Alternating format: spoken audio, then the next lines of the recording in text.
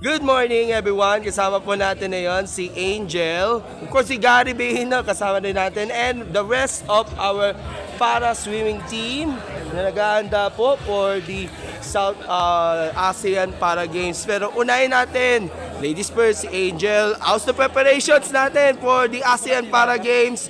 Nakailang beses ka na nag-compete nga dito, but iba ang feeling na pagdating sa ASEAN is a totally different level of competition na mararanasan ninyo and the rest of the para swimming team. So, kumusta preparations natin?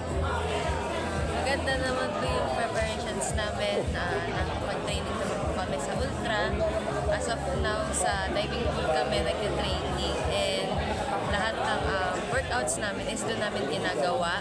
And ayun, so ilang buwan din namin pinaghandaan dito from last year pa siya nung nag-Japan kami, tapos tuloy-tuloy na siya Singapore and then up until SEA. Okay, Kuya Gary, i-break ka muna sa pag-ML. How's the preparations para sa ating ASEAN Para Games campaign? Ayos naman. Maganda. Okay, ano naman kami, loaded naman kami. Ready. For Gary and Angel, ano ba ang modest targets ninyo? Hopefully, podium finish nga pala. Pero of course, makakakuha pa rin ng magandang oras nga pagdating nga sa competition na magaganap nga dito. Good morning, Ayang. Ang pinaka-ano ko talaga, sa akin, palaging yung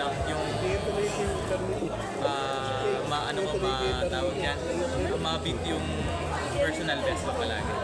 Okay, Angel, ano yung targets nyo for the Para Games? Same as Gary, personal best namin. And makapag-perform din with strength and power sa sarili.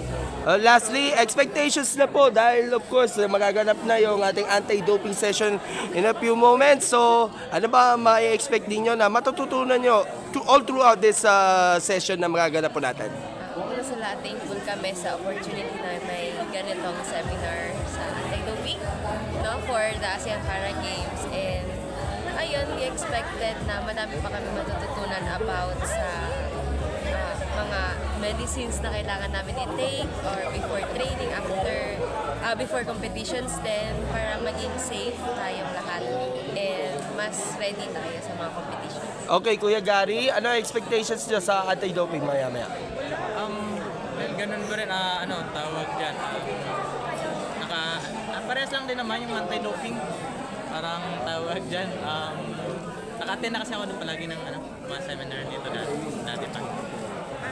Opo. Sana, mas marami pa kaming matutunang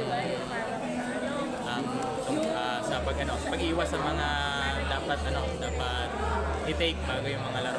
Okay, may mga gusto ko yung pasalamatan and of course yung imbitasyon para suportahan ang Team Pilipinas. Siyempre, una-una sa lahat, nagpapasalamat kami sa suporta ng PSI at ng Espada na PPC. PSI. No, PPC, Philippine Paralympic Committee at Pinspada. Tama.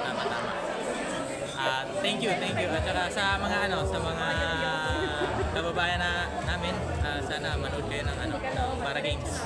Alright, thank you Gary. Angel, pasalamatan mo sila ng ating mga taga-suporta. Maraming salamat sa mga taga-panood natin ngayon and also sa family, friends, coaches, teammates, and also sa PSC, PPC, Pinspada, sa government.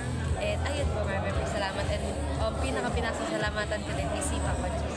Okay, all the best, God bless, and more power sa ating para team natin na swimming, syempre.